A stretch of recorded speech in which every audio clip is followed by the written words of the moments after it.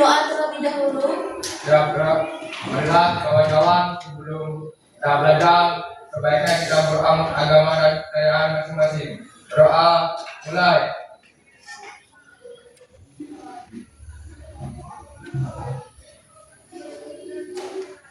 Doa selesai.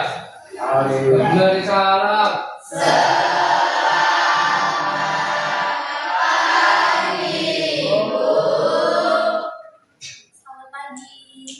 Ibu awali, Assalamualaikum warahmatullahi wabarakatuh. Waalaikumsalam warahmatullahi wabarakatuh.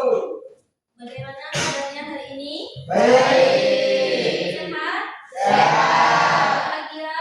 Bahagia. Semangat? Semangat. Ada yang tidak hadir? Ada. Siapa? Susia. Susia izin atau sakit atau apa? Ada suratnya? Oh ya udah. Baiklah, masih semangat hari ini?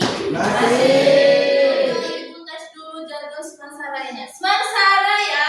Jaya, cerdas, terampil, mandiri, berakhlak mulia. Semangat ya.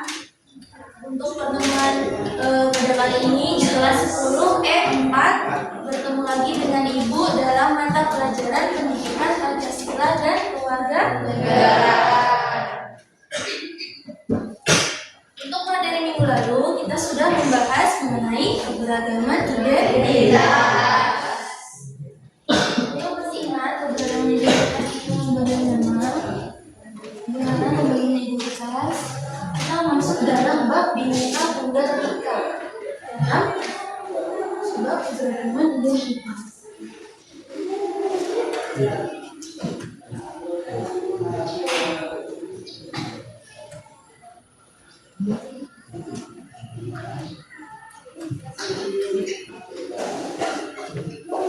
Keberagaman identitas Indonesia terdiri dari atau mempunyai latar belakang dari berbagai macam keberagaman. Ada apa saja keberagaman yang ada di Indonesia atau yang dimiliki bangsa kita? Ada budaya, ras, agama, suku, banyak ya keberagaman. Terus kita sudah mempelajari jenis-jenis identitas keberagaman. Identitas itu bagaimana sih? Apa sih identitas itu? Jati ciri khas yang dimiliki oleh suatu seorang individu ataupun kelompok ataupun juga bangsa. Kemudian keberagaman bermacam-macam. Artinya bangsa Indonesia memiliki macam-macam atau berbagai macam keberagaman yang tadi disebutkan. Untuk keberagaman itu ada keberagaman identitas, keberagaman suku, budaya, agama. Kemudian ada jenis-jenis identitas. Itu kemarin dari identitas individu. Seperti contohnya apa? Identitas yang kalian miliki, kayak nama, jenis kelamin, kemudian identitas kelompok, faktor-faktor yang mendorong adanya keberagaman. Kemudian apa? Konflik, adanya latar belakang perbedaan keberagaman yang dimiliki oleh kita atau dalam lingkungan sekitar, maka seringkali terjadinya konflik atau ancaman. Betul, adanya keberagaman menyebabkan adanya konflik, betul? Yang ibu sebutkan tadi contohnya. Ada yang bisa menjawab kemarin apa saja faktor dari faktor atau ancaman dari keberagaman?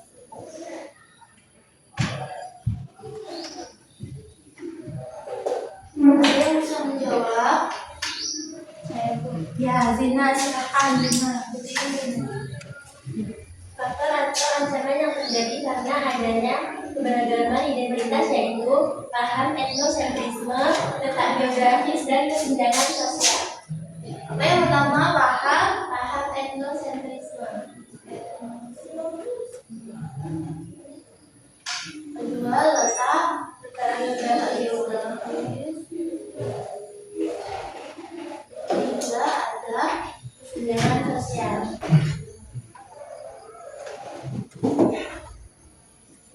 Coba silakan dikeluarkan buku catatan masing-masing. Boleh sambil mencatat, merangkum, mendengarkan, fokus apa yang sudah Ibu sampaikan. Coba kasih semangat juga Ibu tes dulu. Coba Ibu tes dulu. Tentu fokus. Melihat, mendengar, mengingat, fokus. Ada yang mau pimpin untuk fokus? Lain. Pernah menemukan nggak konfliknya atau macam-macam? Ada berapa suku di sini? Jawa ada? Sunda ada? Pernah nggak nemuin konflik-konflik dalam kelompok suku? Pernah kan? Yang ada rendah kelompok lain. Yang fanatik terhadap kelompoknya sendiri dan yang rendah kelompok lain. Itu contoh dari paham etnosentrisme. Baiklah, untuk materi baru kita akan membahas mengenai sinergi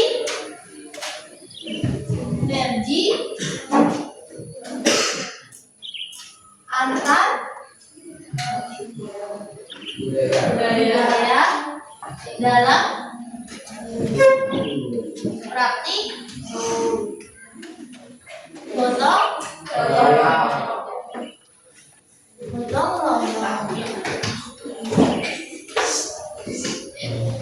Tadi kan sudah ada ancaman atau faktor yang terjadi akibat adanya keberagaman. Salah satu bentuk keberagaman adalah budaya. Perbedaan budaya dalam bangsa Indonesia, dalam bangsa kita. Kemudian adanya ancaman, secara langsung kita harus memiliki upaya atau usaha aktualisasi untuk tetap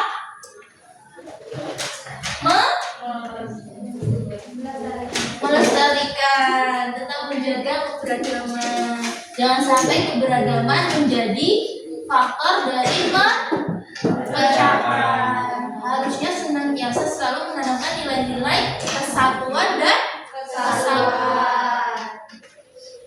Sinergi antar budaya dalam praktik gotong royong. Tadi faktor ancaman, adanya ancaman. Kemudian upaya, kita harus memiliki upaya. Upaya apa saja yang bisa kita lakukan? Salah satunya yang pertama, apa? Memahami dan menghayati serta mengamalkan nilai-nilai dasar Pancasila. Kemudian yang kedua, memahami, melaksanakan undang-undang dasar negara Republik Indonesia. Kemudian yang ketiga, ada menghargai dan saling mencintai perbedaan. Sudahkah saling menghargai? Toleransi di kelas ini? Apa contohnya? Menghargai beda, menghargai antar agama, toleransi. Kemudian menjaga keutuhan bineka tunggal ika.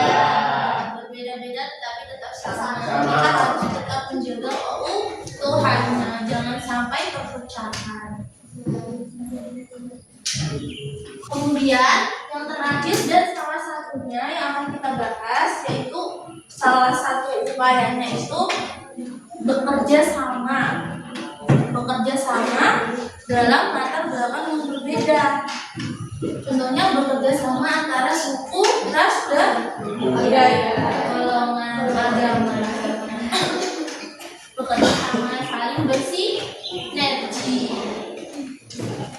Salah satu upayanya untuk menghindari ancaman dari keberagaman identitas, yaitu bekerja sama antara suku, ras, agama, dan golongan. Contohnya adalah bersinergi antar budaya dalam praktik gotong royong. Masuk ke dalam bab yang baru. Bersinergi. Ada yang tahu arti sinergi? Bekerja sama, berkolaborasi, bersama-sama. Sinergi antar budaya dalam praktik gotong royong. Gotong royong kan salah satu budaya yang kita miliki kan? Gotong royong contoh dari budaya atau ciri khas yang dimiliki oleh bangsa Indonesia. Itu ciri khas gotong royong harus dipertahankan, salah satu identitas dari bangsa kita yang membedakan bangsa kita dengan lainnya, adanya budaya yang dinamakan gotong royong. Kemudian yang kedua adalah interaksi. Adanya interaksi secara terus menerus dengan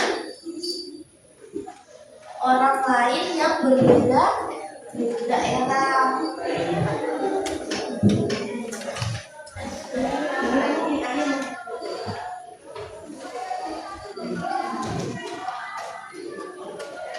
Ini menjadi faktornya interaksi secara terus menerus terhadap pertambahan budaya.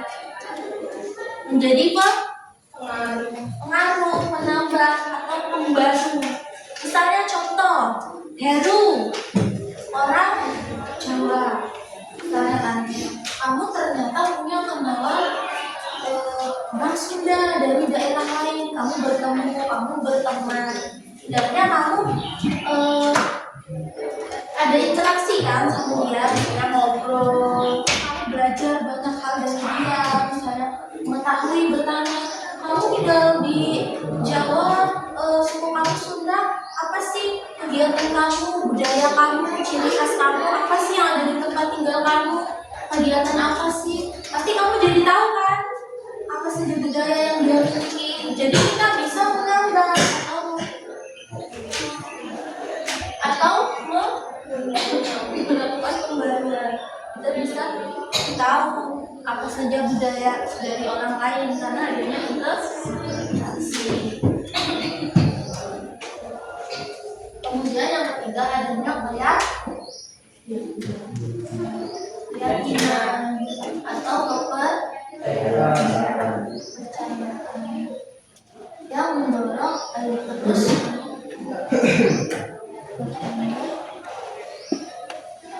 Contohnya apa? Keyakinan dan kepercayaan yang akan mendorong bertambahnya kebudayaan. Contohnya agama Islam dengan agama Hindu, beda kan budayanya? Tapi kalian bersatu dalam keberagaman itu, saling interaksi dalam lingkungan yang sama. Contohnya di sekolahan, Heru berteman dengan siapa yang orang Bali di sini? Dewa Made. Yang mana Dewa Made? Ada berteman sama orang Bali.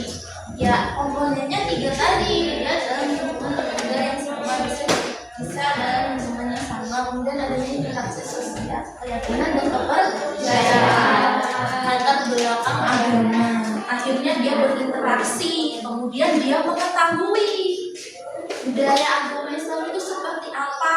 Kemudian dia tahu karena berinteraksi dan berteman, akhirnya kebudayaan yang dia ketahui itu akan bertanya. Dan kerja bakti ini yang sifatnya lebih umum untuk kepentingan umum. Contohnya kerja bakti kepentingan umum apa?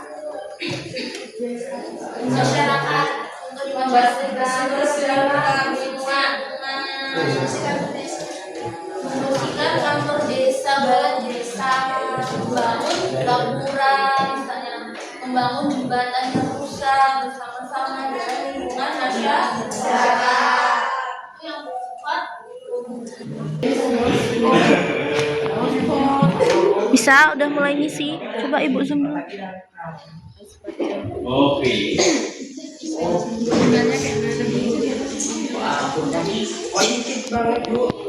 Iya, cuma 5 kan?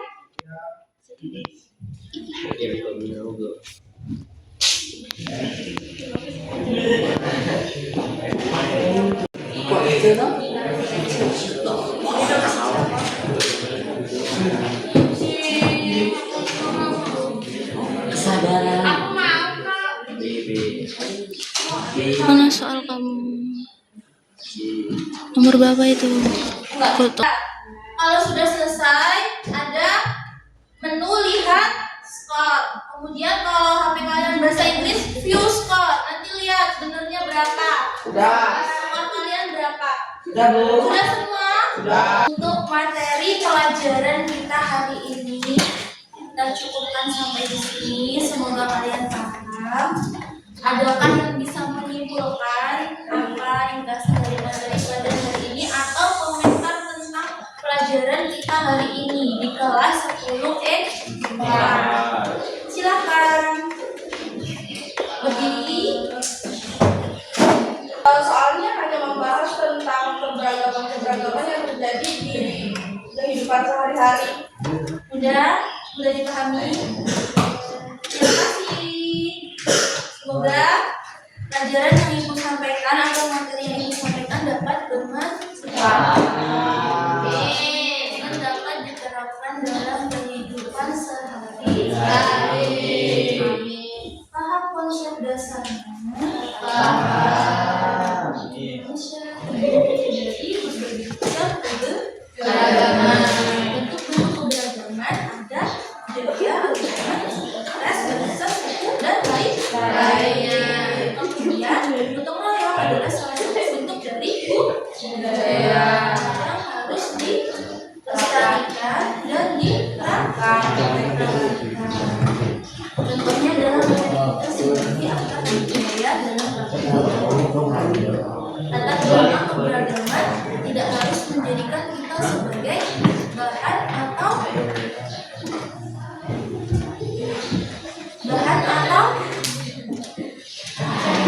alasan kita melakukan konflik atau komunitas nilai-nilai dan dasar Pancasila untuk tetap menjaga keutuhan dan kesetaraan NKRI Negara Kesatuan Republik Indonesia. Baiklah, terima kasih untuk kelas 10E. Ibu cukupkan sekian. Apabila terdapat kesalahan dalam kalimat ataupun perilaku, Ibu selamat